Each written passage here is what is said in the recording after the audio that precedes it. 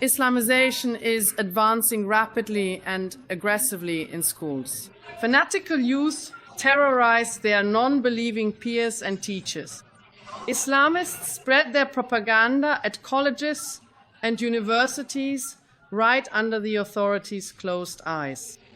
You, on the other hand, sent the federal police out for a single day of action against supposed hate and incitement, while nearly 150,000 arrest warrants in this country go unenforced. 90% of those, by the way, are for foreign nationals. Dear Mr. Paper Chancellor, ladies and gentlemen, it's nice that during your escape from reality through the summits and capitals of this world, you have at least made a stopover in Germany, your country, in a downward spiral, to which you promised a fresh start, but are now simply continuing the traffic light coalition's policies as before.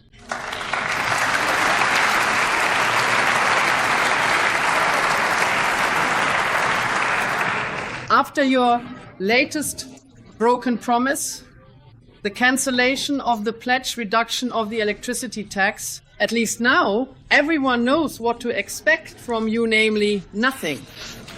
Absolutely nothing.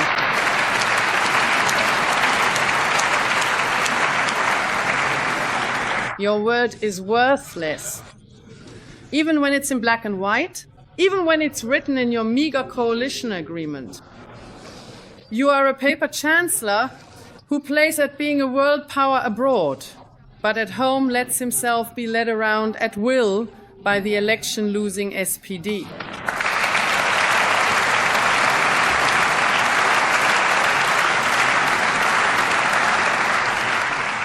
When it comes down to it, you brazenly and shamelessly claim that there's no money. Yet, in the same breath, you offer the US president to use German taxpayers' money to buy American weapons for Ukraine. Personally, I believe you've already lined up your next supervisory board position as a lobbyist, Mr. Merz.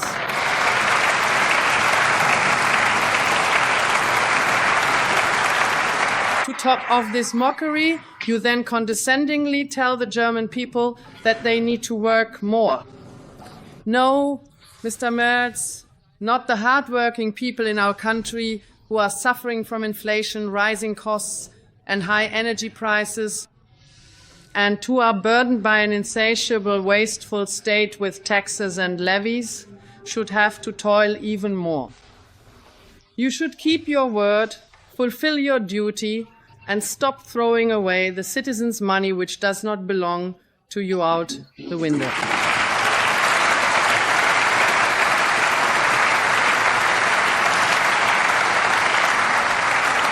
But as it stands, your chancellorship will go down in German history as the greatest electoral fraud.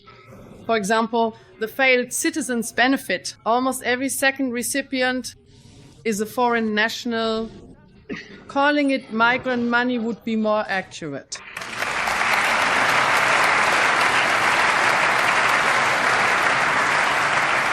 You promised reform and spending cuts, but your finance minister is actually adding another 5 billion on top. Even that is already obsolete. The costs continue to skyrocket, and this year they are predictably going to exceed 50 billion. Yet another €1 billion deficit. There is another 12 billion euro gap opening up in long-term care insurance. And under your CDU predecessor, Angela Merkel, it was said 10 years ago that refugees would one day pay for our pensions. That was always a fairy tale that workers who are now expected to work more and longer, and pensioners who have to collect bottles, stopped believing in a long time ago.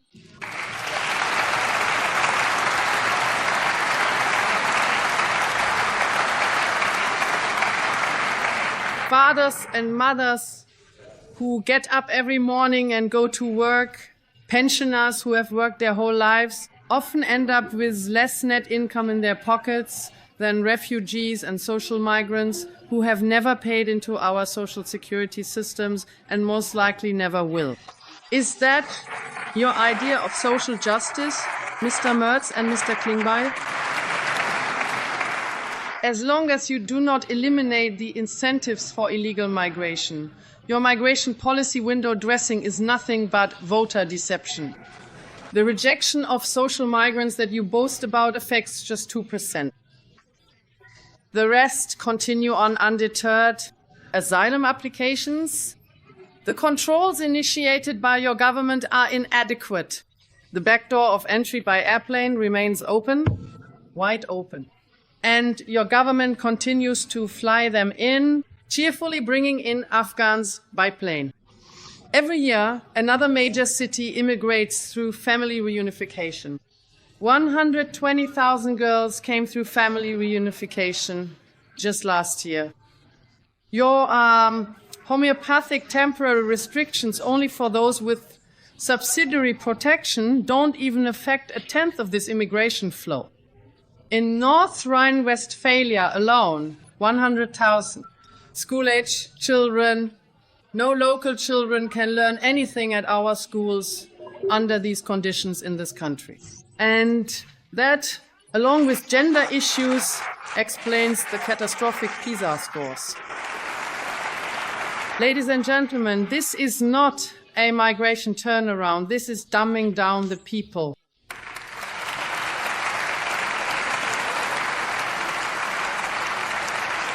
You don't even dare to touch a revision of the black-red-green opening of the floodgates regarding citizenship and residency.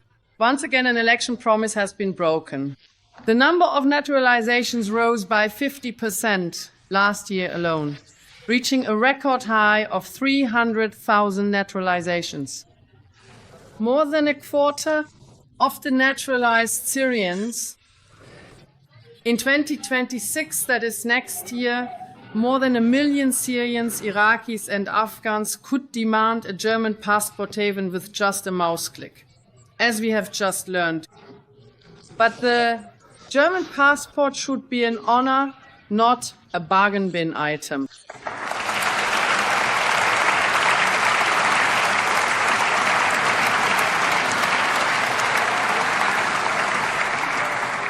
Mass naturalization doesn't just transform the citizenry. At the same time, it naturalizes permanent claims to social benefits and family reunification. Imported conflicts, incompatible cultures, religious wars, and divided loyalties. And last but not least, the high crime rates among certain population groups, which will never be the same again. Get rid of them. 2 decades of established policies have turned our country into a high-risk zone for its own citizens. And they do absolutely nothing whatsoever to change that dire and worsening situation. Sexual offenses, including sexual assaults, rapes, and even horrific gang rapes, along with violent and pervasive knife attacks, are an unfortunate everyday occurrence. In 2024 alone, statistics record 80 knife attacks per day. The perpetrators are disproportionately often individuals of Syrian or Afghan origin who should unequivocally never have been allowed into the country and should have departed a considerable time ago.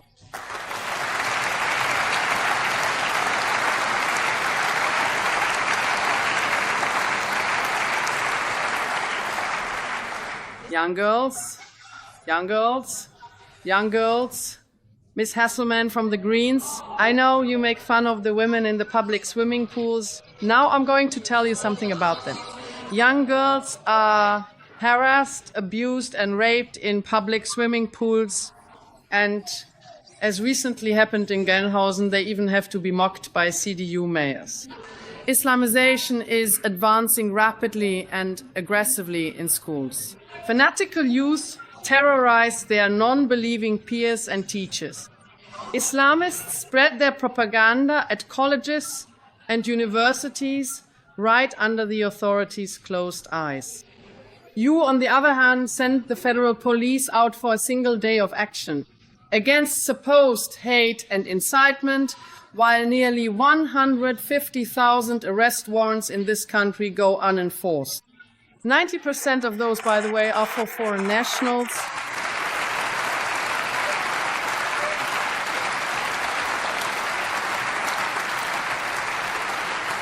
Our police officers truly have better things to do than to break down the doors of law-abiding citizens in the morning over some memes. Instead of securing the borders and hunting down criminals, the police are being misused to intimidate dissenters with disproportionate actions. You don't want to win over the citizens with better policies.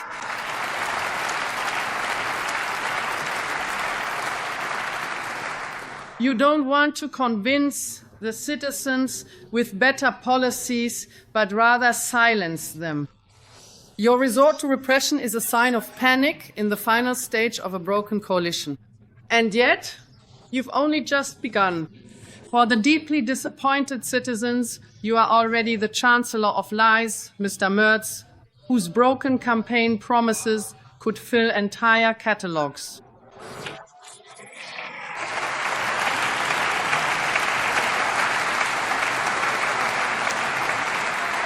Your most blatant breach of word remains the dismantling of the debt brake. You, together with your Green allies, overrode it with an unprecedented coup d'etat, abusing the outgoing Bundestag even before your election as Chancellor.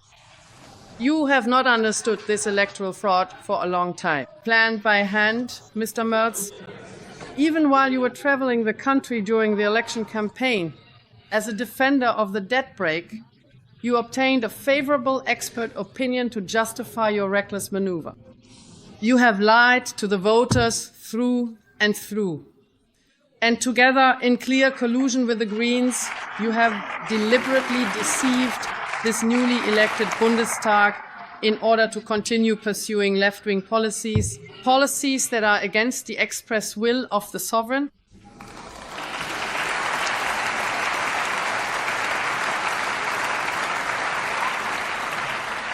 The budget draft and the financial planning of this government are electoral fraud in numbers.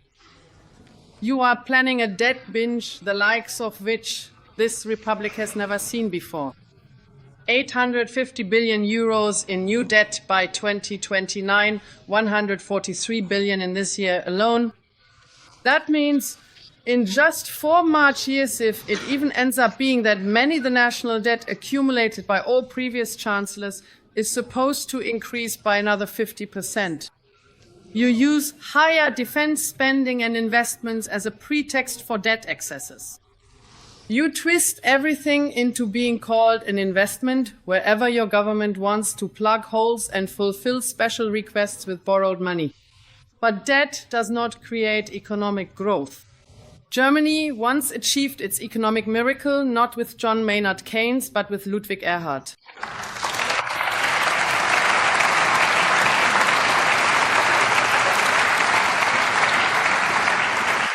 With market-oriented economic policy, not with interventionist debt policy.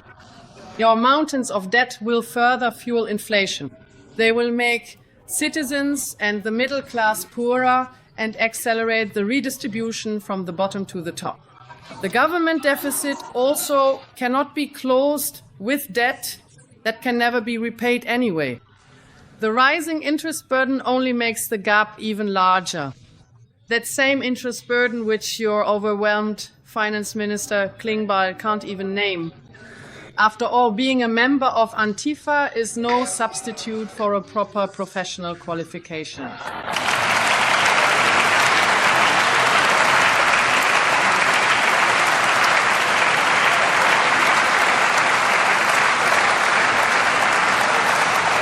Yet, this is exactly what Germany needs most for its resurgence.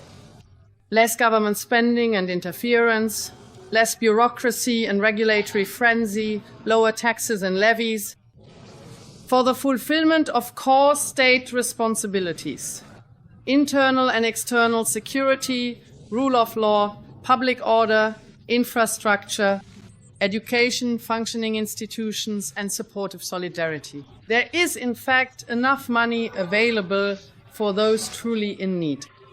They need this monstrous mountain of debt because they lack the courage to make any cuts to migration costs, planned economic transformation, climate protection mania, and other leftist and green ideologies.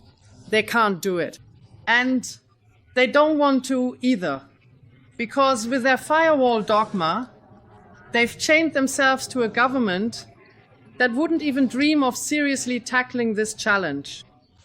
A quick question to the colleagues from the union. Did you actually campaign last winter so that a government like this would be in place just to fulfill every wish of the leftist sectarians from the worn-out SPD as a governing party?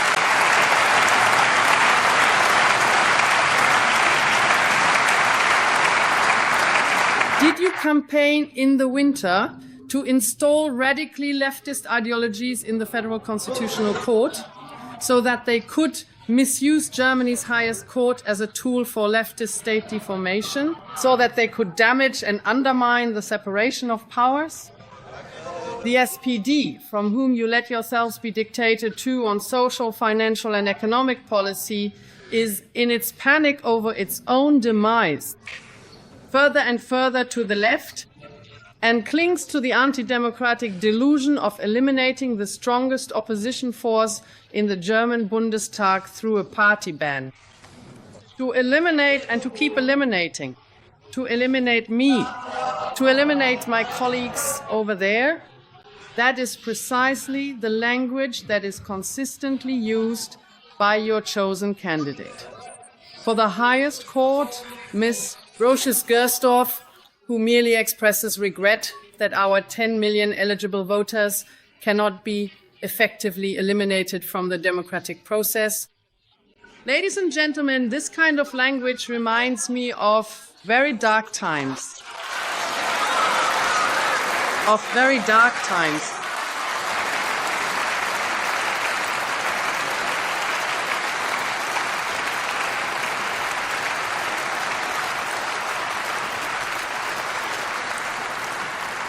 And it is precisely the Social Democrats who should know this from their own party history.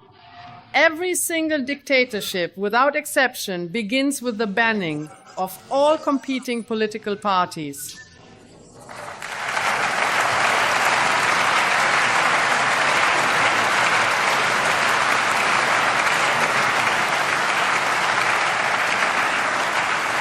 You are racking up debt after debt because you prefer to take turns with your ministers of foreign affairs and defense making pilgrimages to Kyiv and promising new billions in aid instead of focusing on the tasks at home. And that is also the reason why the citizens themselves get nothing from the most expensive Germany they have ever had to pay for. Because the well-being of our country and our citizens is at the very bottom of your priorities, Mr. Merz.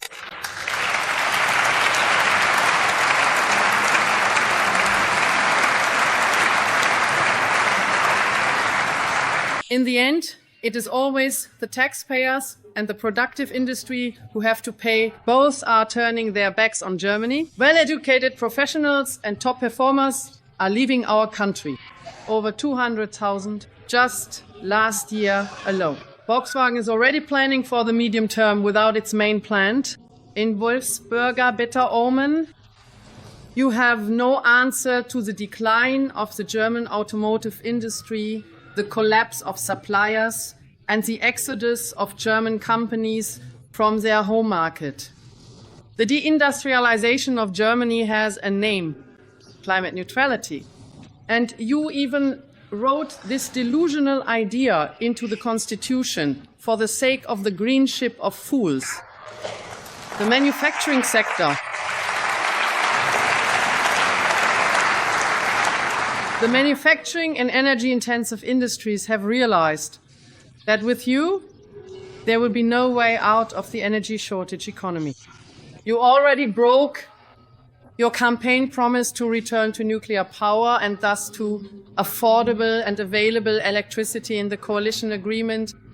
With the madness of mandatory levies on CO2 emissions, you are driving energy prices even higher and pushing industry out of the country.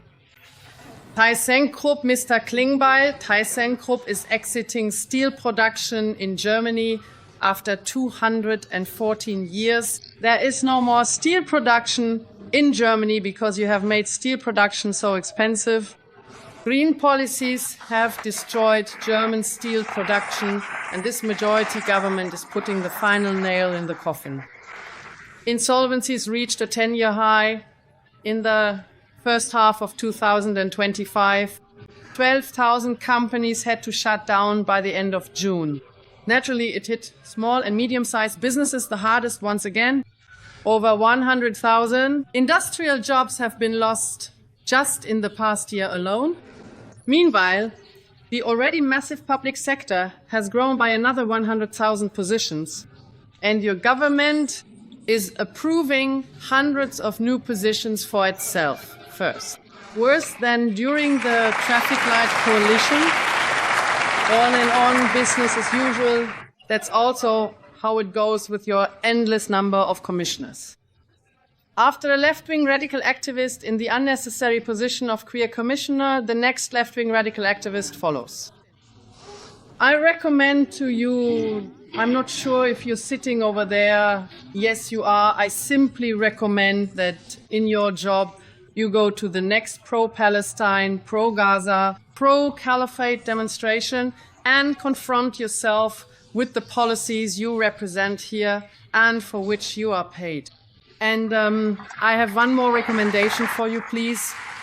If you support this policy of open borders, personally take the next Afghan extended family into your own apartment, form a shared household, and see how compatible that is with your queer lifestyle.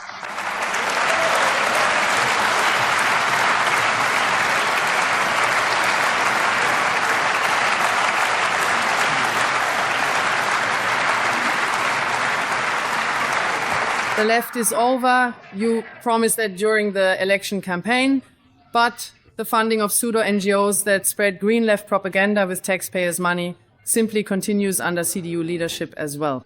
Some live off welfare, others make their living from the state, either here or in the so-called second public sector of these taxpayer-funded pseudo-NGOs.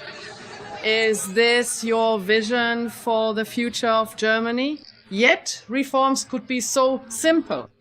A tax reform with a flat, low tax rate, family splitting and high tax allowances.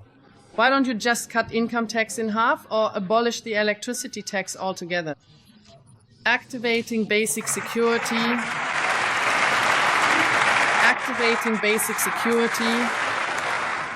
Instead of the failed citizen's income, to switch off the most powerful magnet for migration into the welfare state. Here, the state could save money and use it to finance relief for citizens.